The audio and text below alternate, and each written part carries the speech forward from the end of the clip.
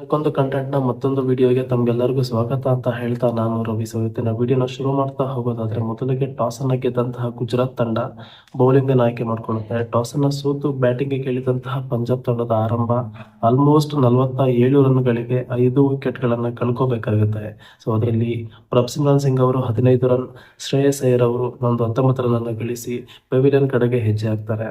ಅದರಲ್ಲಿ ಸಿರಾಜ್ ಅವರು ಎಸೆದ ಮೊದಲ ಓವರ್ನಲ್ಲೇ ಆಲ್ಮೋಸ್ಟ್ ಒಂದು 2 ವಿಕೆಟ್ ಅನ್ನ ಕಳ್ಕೋಬೇಕಾಗುತ್ತೆ ಪಂಜಾಬ್ ತಂಡ. ಸೊ ಅದಾದ್ಮೇಲೆ ನೇಹಲ್ ವತೇರಾ ಅವರು ಕೂಡ 6 ಎಸೆತಗಳನ್ನ ಫೇಸ್ ಮಾಡಿದ್ರು ಕೂಡ ಡಕ್ಔಟ್ ಆಗ್ತಾರೆ. ಸೊ ನನಗೆ ಇದುವರೆಗೂ ಒಂದು ಅರ್ಥ ಆಗ್ತಾ ಇಲ್ಲ, ನೇಹಲ್ ವತೇರಾ ಅವರ ಬದಲಿಗೆ ಶಶಾಂಕ್ ಸಿಂಗ್ ಅವರನ್ನ ಯಾಕೆ ಆಡಿಸ್ಬಾರ್ದು ಅಂತ. ಯಾಕಂದ್ರೆ ಲಾಸ್ಟ್ ಇಯರ್ ಅಲ್ಲಿ ಅವರು ಯಾವ ರೀತಿಯ ಒಂದು ಪ್ರದರ್ಶನವನ್ನ ತಂಡಕ್ಕೆ ಕೊಟ್ಟಿದ್ರು ಅಂತ ನೋಡ್ತಾ ಹೋಗೋದಾದ್ರೆ ಶಶಾಂಕ್ ಸಿಂಗ್ ಅವರೇ ನೇಹಲ್ ವತೇರಾ ಅವರ ಜಾಗಕ್ಕೆ ಪರ್ಫೆಕ್ಟ್ ಆಗಿ ಫಿಟ್ ಆಗ್ತಾರೆ ಅಂತ ಅನ್ಸುತ್ತೆ.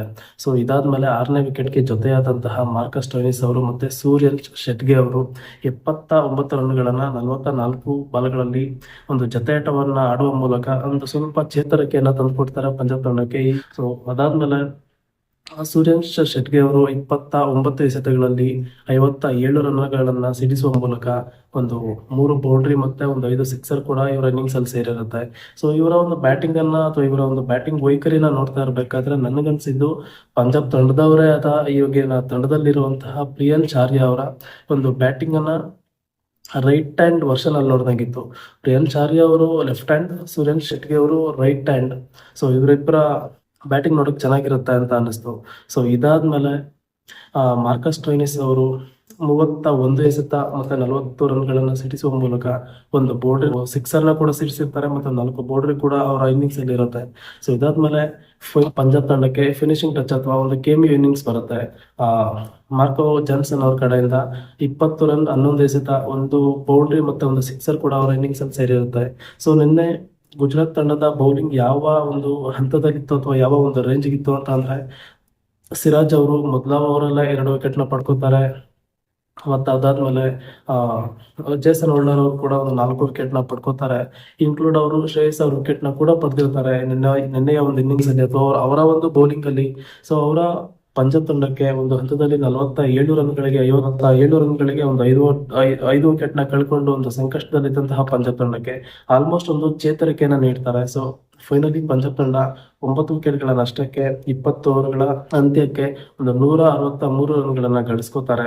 ಸೊ ಗುಜರಾತ್ ತಂಡಕ್ಕೆ 164 ರನ್ಗಳ ಟಾರ್ಗೆಟ್ ಅನ್ನ ಸೆಟ್ ಮಾಡ್ತಾರೆ. ಸೊ ಇದಾದ್ಮೇಲೆ 64 ರನ್ಗಳ ಸುಲಭ ಗುರಿಯನ್ನ ಬೆನ್ನತ್ತಿದ ಗುಜರಾತ್ ತಂಡಕ್ಕೂ ಕೂಡ ಆ ಕಡೆ ಆಗತಕ್ಕದಿರುತ್ತೆ. ತಂಡದ ಸ್ಕೋರ್ ಕೇವಲ 16 ರನ್ಗಳಾಗಿರುವಷ್ಟರಲ್ಲೇ ನಾಯಕ ಶುಭ್ಮನ್ ಗಿಲ್ ಅವರ ವಿಕೆಟ್ ಅನ್ನ ಕಳ್ಕೋಬೇಕಾಗತ್ತೆ. ಕೇವಲ ಅವರ ವೈಯಕ್ತಿಕ ಸ್ಕೋರ್ ಬಂದು ಈ ಒಂದು ಪಂದ್ಯದಲ್ಲಿ 4 ರನ್ ಅಷ್ಟೇನೆ. ಸೊ ಅದಾದ್ಮೇಲೆ ಮತ್ತೊಬ್ಬ ಆರಂಭಿಕರಾದಂತಹ ಸಾಯಿ ಸುದರ್ಶನ್ ಅವರು 42 ಎಸೆತ 57 ರನ್. ಅವರು ಕೂಡ ಒಂದು ಇಂಪ್ಯಾಕ್ಟ್ಫುಲ್ ಒಂದು ಇನ್ನಿಂಗ್ಸ್ ಅನ್ನ ಆಡ್ತಾ ಹೋಗ್ತಾರೆ. 5 ಬೌಂಡ್ರಿ ಮತ್ತೆ ಒಂದು ಇನ್ನಿಂಗ್ಸ್ ಸಿಕ್ಸರ್ ಕೂಡ ಸೇರಿರ್ತಾರೆ ಅವರ ಒಂದು ಇನ್ನಿಂಗ್ಸ್ ಅಲ್ಲಿ. ಸೊ ಅದಾದ್ಮೇಲೆ ಜೋಸ್ ಬಟ್ಲರ್ ಅವರು 22 ಎಸೆತ ಮತ್ತೆ 26 ರನ್, ಒಂದು ಬೌಂಡ್ರಿ ಮತ್ತೆ 2 ಸಿಕ್ಸರ್ ನ ಕೂಡ ಸಿಡಿಸಿ ಅವರು ಕೂಡ ತಮ್ಮ ವಿಕೆಟ್ ಅನ್ನ ಒಪ್ಪಿಸಿ ಹೋಗ್ತಾರೆ.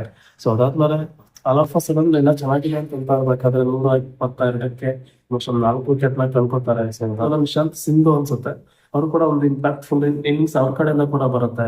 So all of a sudden ಇನ್ನೇನು ಪಂದ್ಯ ಆ ಕಡೆ ಈ ಕಡೆ ಸಾಕ್ತಾ ಇದೆ ಅಂತ ಅನ್ಬೇಕಾದ್ರೆ ವಾಷಿಂಗ್ಟನ್ ಸುಂದರ್ ಅವರು ಅವರ ಬ್ಯಾಟ್ ಇಂದ ಕೂಡ ಒಂದು ಒಳ್ಳೆ ರನ್ ಹರಿದು ಬರುತ್ತೆ. 24 ಎಸೆತಗಳನ್ನ ಎದುರಿಸಿದ ವಾಷಿಂಗ್ಟನ್ ಸುಂದರ್ ಅವರು 40 ರನ್ಗಳನ್ನ ಸಿಡಿಸುವ ಮೂಲಕ ಓವರ್ ಅಲ್ಲಿ 2 ಎಸೆತಗಳಿಗೆ 3 ರನ್ ಬೇಕಿದೆ ಅಂತ ಅನ್ಬೇಕಾದ್ರೆ ಸಿಕ್ಸರ್ ನ ಸಿಡಿಸಿ ಗುಜರಾತ್ ತಂಡಕ್ಕೆ ಜಯವನ್ನ ತಂದುಕೊಡ್ತಾರೆ. ಸೊ ಈ ಮೂಲಕ ಈ ಸೀಸನ್ ಅಲ್ಲಿ ಸತತ 2ನೇ ಬಾರಿ ಗುಜರಾತ್ ತಂಡ ಹ್ಯಾಟ್ರಿಕ್ ಜಯಗಳನ್ನ ಗಳಿಸಿದೆ. ಸೊ ಇದಾದ್ಮೇಲೆ ಗುಜರಾತ್ ತಂಡ ಆಲ್ಮೋಸ್ಟ್ ಅವರು ಕೂಡ ಒಂದು ಪ್ಲೇ ಆಫ್ ರೇಸ್ಗೆ ಅವರು ಕೂಡ ಜಾಯ್ನ್ ಆಗ್ತಾರೆ. ಸೊ ನೋಡ್ತಾ ಹೋಗೋಣ, ಈ ಸೀಸನ್ ಅಲ್ಲಿ ಅನ್ಕೋತಾ ಇರೋದೊಂದು ಆಗ್ತಾ ಇರತ್ತೆ, ಒಂದು ಅರ್ಧ ಸೀಸನ್ ಆಗ್ತಾ ಇದ್ದಂಗೆ ನಾನು ಅನ್ಕೊಂಡಿದ್ದೆ ಇಲ್ಲ ಪಂಜಾಬ್ ತಂಡ, RCB ಮತ್ತೆ ರಾಜಸ್ಥಾನ, ಹೈದರಾಬಾದ್ 4 ತಂಡಗಳು ಆಲ್ಮೋಸ್ಟ್ ಪ್ಲೇ ಆಫ್ ನ ರೀಚ್ ಮಾಡ್ತವೆ ಅಂತ ಅವೇ ಇರ್ತವೆ. ಮಿಕ್ದಂಗೆಲ್ಲ ಬೇರೆ ಬೇರೆ ಟೀಮ್ಗಳೆಲ್ಲ ಏನಿದ್ದಾವೋ ಅವು ಕೂಡ ಒಂದು ಸೈಲೆಂಟ್ ಆಗಿ ಗ್ರೂಪ್ ಸ್ಟೇಜ್ ಎಲ್ಲ ಎಲಿಮಿನೇಟ್ ಆಗ್ತವೆ ಅಂತ ಅನ್ಕೊಂಡಿದ್ದೆ ನಾನು. ಸೊ ಇದಾದ್ಮೇಲೆ ಈಗ ಸೈಲೆಂಟ್ ಆಗಿ ಪ್ಲೇ ಆಫ್ ರೇಸ್ಗೆ ಜಾಯ್ನ್ ಆಗಿದ್ದಾರೆ. ಒಂದು ನಿನ್ನೆ KKR ತಂಡ ಹ್ಯಾಟ್ರಿಕ್ ವಿನ್ ಅನ್ನ ಜಯಿಸುವ ಮೂಲಕ ಅವರು ಕೂಡ ಆಲ್ಮೋಸ್ಟ್ ಒಂದು ಪ್ಲೇ ಆಫ್ ರೇಸ್ಗೆ ನಮ್ಮಿಂದನೇ ಬರ್ತಾ ಇದ್ದಾರೆ. ಸೊ ಅದಾದ್ಮೇಲೆ CSK ತಂಡ ಕೂಡ ಈ ಸೀಸನ್ ಅಲ್ಲಿ ಒಂದು 4ನೇ ಜಯವನ್ನ ಕಾಣುವ ಮೂಲಕ ಅವರು ಕೂಡ ಪ್ಲೇ ಆಫ್ ರೇಸ್ಗೆ ಅವರು ಕೂಡ ಬರ್ತಾ ಇದ್ದಾರೆ. ಮತ್ತೆ ರೀಸೆಂಟ್ ಡೆಲ್ಲಿ ತಂಡ ಕೂಡ ರಾಜಸ್ಥಾನ್ ತಂಡವನ್ನ ಸೋಲಿಸಿ ಅವರು ಕೂಡ ಒಂದು ಪ್ಲೇ ಆಫ್ ರೇಸ್ಗೆ ಅವರು ಕೂಡ ಬರ್ತಾ ಇದ್ದಾರೆ.